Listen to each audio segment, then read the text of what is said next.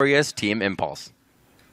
Thank you, Riv. I'm joined by Apollo and Rush here after a 3-1 there. Apollo, I'm coming to you first. You guys are now guaranteed at least top 4 here in the spring split. As a team that was put together just this season, just this split, how does it feel to come away with this victory and know that you're finishing at least that high? I mean, especially since we had like a pretty rocky mid-season, early season, it feels good to be top 4. I mean, I don't know if we expected it, but maybe towards like the end of the split, we're like, okay, we're feeling pretty good. We're feeling pretty confident about ourselves. So yeah, I'd say in general it feels good. All right, and Rush, to you, something that's been really interesting to us is that you played Vi, Rek'Sai, Lee Sin, 3 champions over the 4 games. But most people think this is a tank meta, and you're playing these fighter junglers. Why are you, of all the junglers, finding success on those champions?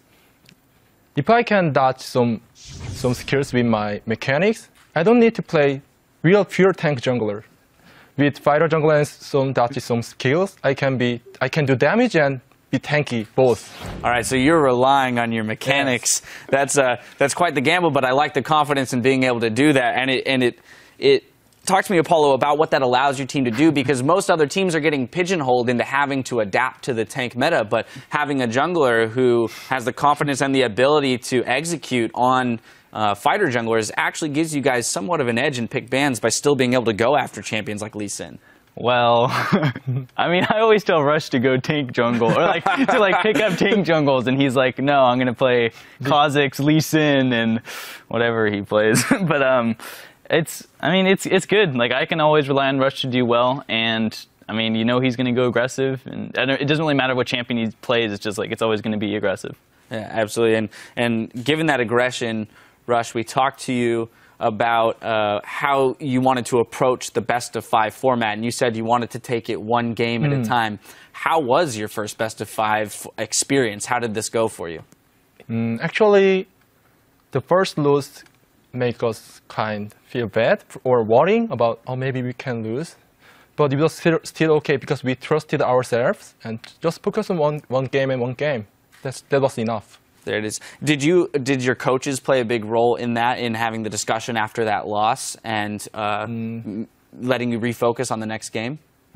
We thought even though we lost on the second match, we thought like we played better than them, but just unlucky on the dragon fight. Kin played really well on the SP phase, so we thought that we can play a game. Again, we will not lose. You talk about individual skill, Apollo. I think people would universally agree that you are playing extraordinarily superior this split than the last time we saw you in the NALCS. What would you attribute your personal growth to between then and now? And then what is the next stage of your development? Where do you see yourself improving next? Yeah, when I last played on Coast, I mean, there was like a lot of factors into why I didn't do so well, but it's just like, you know, over time, like I just, you know, got better. Like I just tried to work on what I needed to work on. Like I just got better at the game. And then as well as like having a good coach and having a good team, they helped me build myself as a better player as well. We saw a lot of Sivir and Graves picks from you here. I mean, Graves has been a solid champion for you all season. Sivir, very highly prioritized here. Why is it specifically those 2 champions that you're leaning towards? I don't know.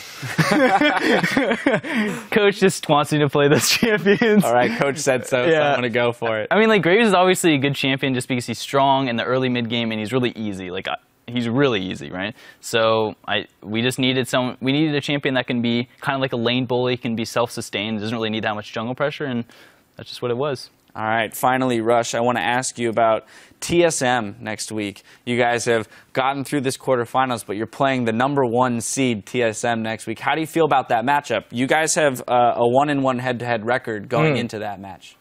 I heard that the last split, RMQ lost against TSM in playoff for 2 and 3, isn't it? But I think single players are better than RMQ players, every position except for mid. So I think we can beat them, at least 3-2. All right, okay, looking for a good series going 3-2 all the way through that. Well, gentlemen, first I have to thank you very much for joining me on the desk and congratulate you on your victory. Very solid. Now, for some final thoughts on the series, let's check in with our guys on the caster desk.